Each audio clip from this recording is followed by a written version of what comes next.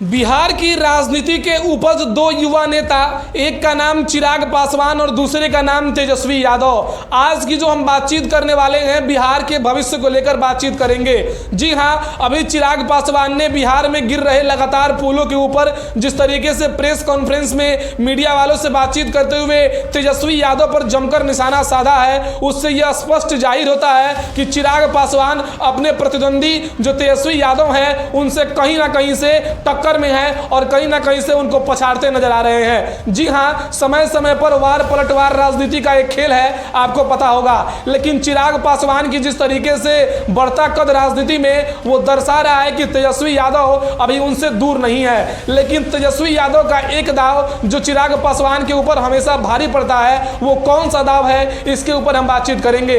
जी हाँ, नमस्कार, मेरा नाम अनुराग भारद्वाज है और आप जनता मंच देख रहे हैं। देखिए, चिराग पासवान और तेजस्वी यादव दोनों बड़े बाप के बेटे हैं। एक का पिता जो थे वो रामविलास पासवान थे और दूसरे के पिता लालू प्रसाद यादव। अभी 2 दिन पहले तेजस्वी यादव को आरजेडी की कमान लालू प्रसाद यादव ने सार्वजनिक तौर पर सौंप दी है। जी हाँ, अब आरजेडी का कमान सीधे सीधे तेजस्वी यादव के हाथ में है। तेजस्वी यादव उसके सुप्रीमो है, अब लालू प्रसाद यादव उसके सुप्रीमो नहीं है। आगामी बिहार के विधानसभा को देखते हुए अब लालू प्रसाद यादव ने एक मास्टर स्ट्रोक खेला है, जिसे लेकर अब चिराग पासवान को इससे उभरना होगा। लेकिन वही बात करें चिराग पासवान की बढ़ती पॉपुलैरिटी और उनके कद की, तो राजनीति में चिराग पासवान का कद जो बढ़ रहा है वो कहीं ना कहीं से ये दर्शा रहा है कि उनकी पार्टी जिस तरीके से परफॉर्मेंस कर रही है, बिहार में आने वाले विधानसभा के चुनाव में चिराग पासवान अच्छे स्ट्राइक रेट के साथ फिर से सीट को निकालेंगे, एनडीए को मजबूत करने की बात कही जा रही है। जी हाँ, अब ये वही एनडीए है। इस 2024 के लोकसभा के चुनाव में 400 पार के नारे लग रहे थे,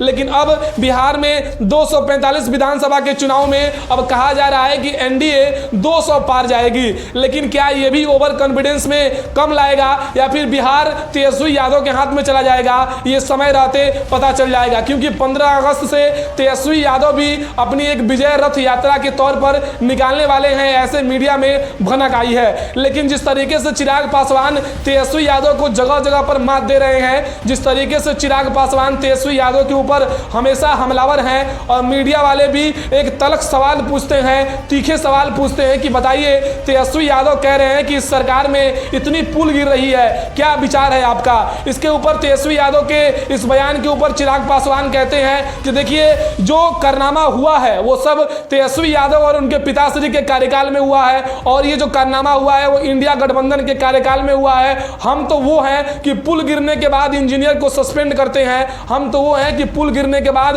उस पर समुचित कार्रवाई की व्यवस्था करते हैं। वहीं चिराग पासवान की बात करें तो चिराग पासवान का सोशल मीडिया पर जिस तरीके से क्रेज डे बाई डे बढ़ रहा है, उससे यह स्पष्ट हो रहा है कि चिराग पासवान आने वाले दिनों में बिहार के भविष्य हैं। लेकिन जैसा कि आपने थंबनेल में देखा है कि आखिर बिहार का चिराग कौन, तो बिहार का चिराग अभी 2 है, दावेदार 2 हैं। एक तेजस्वी यादव भी दावेदार हैं और दूसरे चिराग पासवान भी दावेदार हैं। इन दोनों के ऊपर हम लगातार एक सीरीज चला रहे हैं कि आखिर इन दोनों के ऊपर विवाद कैसे शुरू होता है और क्यों होता है। देखिए, साफ साफ जाहिर है कि तेजस्वी यादव जो हैं वो इंडिया अलायंस में है, इंडिया अलायंस में है। वहीं जो तेजस्वी यादव के अपोनेंट में यानी रामविलास पासवान के बेटे चिराग पासवान, वो इस समय एनडीए के साथ हैं, नरेंद्र मोदी के साथ हैं। तो नरेंद्र मोदी के साथ वाली एनडीए और इंडिया अलायंस, इन दोनों के बीच में टक्कर है। अभी देश में मात्र 2 ही ऐसा गठबंधन है जो सार्वजनिक तौर पर लड़ाई लड़ता है आमने सामने की, बाकी क्षेत्रीय पार्टियां हैं और सब आपस में मिलकर लड़ाई लड़ती हैं। इन दोनों का हिस्सा है, कोई एनडीए का है तो कोई